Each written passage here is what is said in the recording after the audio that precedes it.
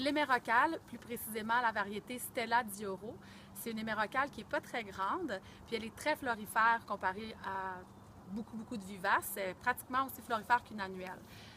Par contre, pour qu'elle fleurisse autant, il faut prévoir d'enlever régulièrement les fleurs mortes, comme on fait avec les annuelles, puis les fruits surtout, parce que si elle fleurit beaucoup puis qu'on n'enlève pas, ça va se transformer en fruits. Les fruits font forcer la plante, ça lui prend de l'énergie pour rien, puis elle arrête des fois complètement de continuer à fleurir, puis elle donne pas du tout le même résultat.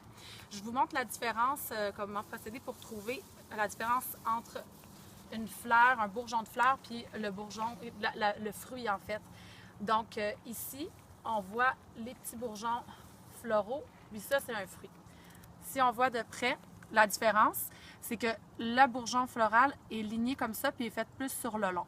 Le fruit est plus rond, puis un petit peu ratatiné comme ça avec des lignes qui sont dans l'autre sens. Ça, il forme des graines à l'intérieur qui va devenir noir, qui puissent ressemer, mais on n'en a pas besoin. Donc, on veut vraiment enlever ça. Si vous enlevez les fleurs mortes, comme ça, puis que vous enlevez juste la partie florale, c'est le petit fruit ici qui va former. Donc, il faut toujours aller chercher le réceptacle en dessous. Dans cet exemple ici, il faut aller chercher la tige jusqu'en bas. Ça ne va pas nuire à la plante. Par contre, ça va devenir tout jaune comme ici, puis ça va être juste laid. Donc, c'est inesthétique. L'idée, c'est d'aller les enlever au complet quand ils sont terminés. Donc, dans un exemple comme ici, on a une fleur morte qu'on va chercher le réceptacle, mais on a une future fleur qu'on laisse. Dans l'exemple comme ici, au lieu d'aller enlever ça, on enlève la tige jusqu'en bas. Puis du coup, il va y avoir plein de petites tiges comme ça qui vont repartir puis qui vont fleurir du mois de juin jusqu'au mois d'août.